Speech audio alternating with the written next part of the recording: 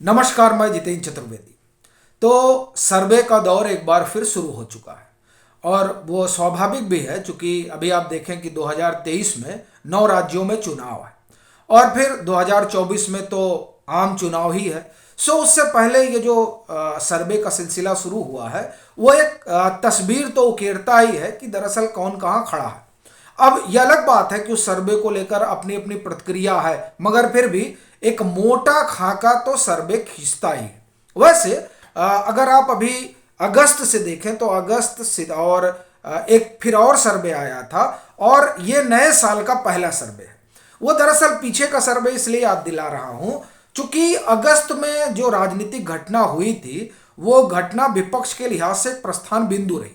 अब सवाल यह है क्या हुआ था अगस्त में, तो अगस्त वाली घटना बताते हैं फिर इस सर्वे पर आते हैं। और ये अगस्त वाली घटना बताना जरूरी है, तभी ये जो नया सर्वे है उसे हम एक परिप्रेक्ष्य में देख सकते हैं।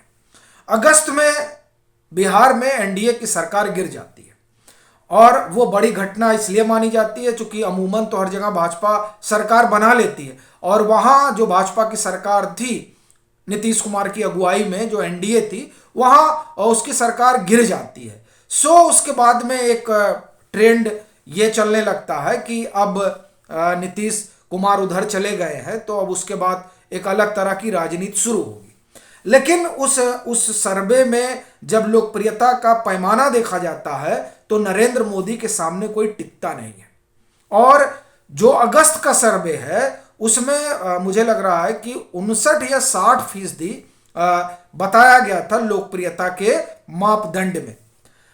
अब जो सर्वे आया है वो सर्वे आपको चौंकाएगा। अभी आपको पता है कि पीएम की अगर कामकाज से खुश लोगों को देखें तो आपके एक तरह से कान खड़े हो जाएंगे। और कान तो उनके खड़े हो जाएंगे जो 2024 में एक नई, आप ये कहिए कि उम्मीद जगाए बैठे हैं। 72% लोग प्रसन्न हैं नरेंद्र मोदी के कामकाज से। इसका मतलब उनकी जो लोकप्रियता है वो आप समझिए कि अगस्त से लेकर जनवरी कहां पहुंच गए। और यही हाल जो अभी 2023 चल रहा है, 9 राज्यों में चुनाव है, 72% लोग पीएम के कामकाज से खुश हैं। अब आप कल्पना करिए कि ऐसी स्थिति में विपक्ष कहां खड़ा है। और ये मैं भी आपको सिर्फ एक बात बता रहा हूं, दूसरी बात आप सुनिए। कोविड को लेकर बड़ा शोर हुआ और शोर उन लोगों ने ज्यादा किया जो तपस्वी बने हैं, और जिनको तपस्वी बनाने की कवायद में जो लोग लगे हुए हैं उन लोगों ने भी खूब गाल बजाए और अपने अपने तरीके से प्रधानमंत्री नरेंद्र मोदी को कटघरे में खड़ा किया। अब देखिए, सर्वे होता तो हर चीज पे होता है। तो अभी ये सर्वे आया है उसमें जब लोग कामकाज पूछा जा रहा है तो कह रहे हैं लोग कि साहब जो कोविड में उनका मैनेजमेंट रहा वो बड़ा जबरदस्त रहा। अब आप देखिए, कोविड के मैनेजमेंट से लोग प्रसन्न हैं और यहां कोविड को मुद्दा बनाया जा रहा था। आर्टिकल 370 बीबीसी की डॉक्यूमेंट्री आई है, जो डॉक्यूमेंट्री एक प्रोपोगेंडा है प्रधानमंत्री नरेंद्र मोदी के खिलाफ, और वो प्रोपोगेंडा जानबूझकर गढ़ा गया।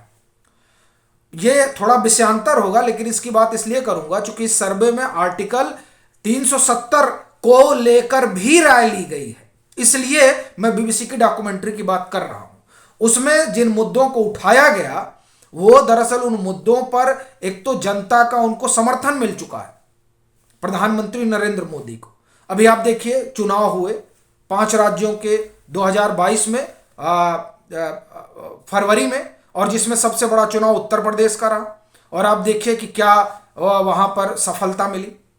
तो इससे एक चीज स्पष्ट होता है कि पीएम की लोकप्रियता और उनका जो कामकाज है उसको लेकर लोगों की क्या राय है। लेकिन फिर भी बीबीसी की वो डॉक्यूमेंट्री आती है और वो डॉक्यूमेंट्री जिस मामले में उन्हें क्लीन चिट मिली है उसे भी लेकर वो उन्हें कटघरे में खड़ा करती है, और सीए और 370 इन सब मामलों पर।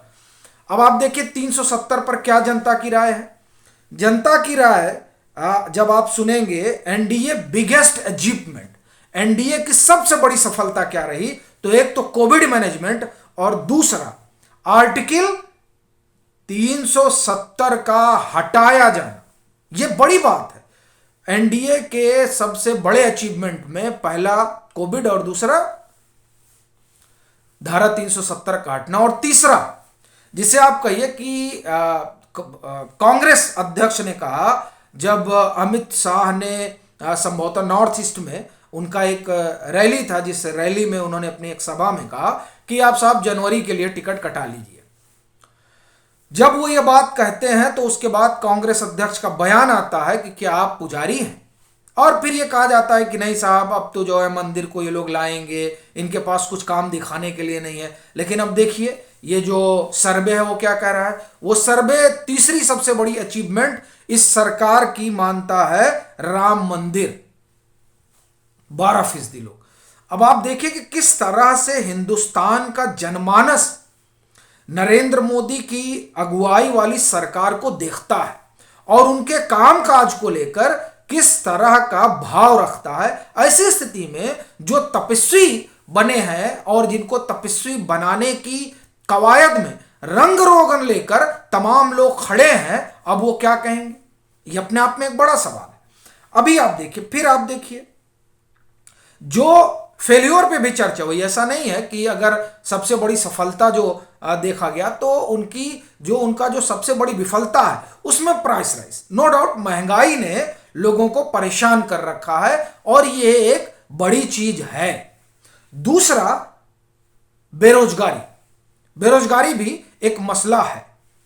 और तीसरा 8% लोग ऐसा मानते हैं कि नहीं कोविड वाला मसला है, और उसके बरक्स 20% लोग इसे सबसे बड़ा अचीवमेंट मानते हैं कोविड मैनेजमेंट को।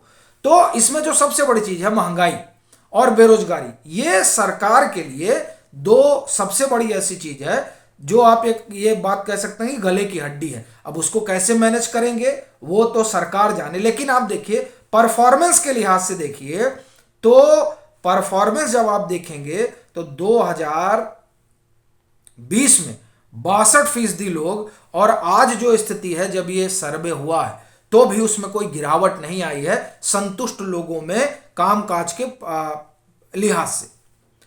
और अगर प्रधानमंत्री मोदी की करें तो हमने आपको बताया ही।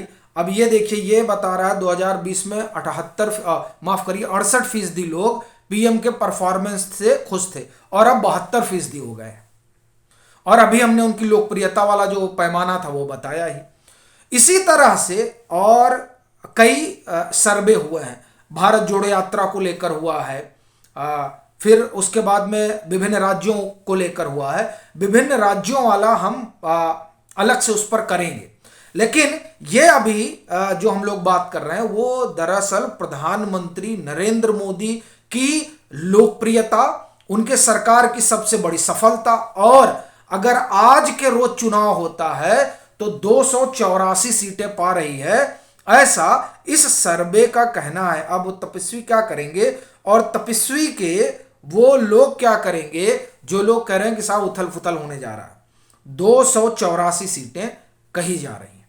तो आप इससे एक बात का तो अनुमान लगा सकते हैं कि ये जो 2024 की धुंधुवी है इसमें कौन कहां खड़ा है। राज्यों वाली जो बात है उस पर हम लोग अलग से एक करेंगे कि क्या क्या उसमें बताया गया है। अभी के लिए फिलहाल इतना ही। अगर आप मतांतर से नहीं जुड़े हैं तो जुड़िए, वीडियो को लाइक कीजिए, शेयर कीजिए और अपने सुझाव जरूर साझा कीजिए।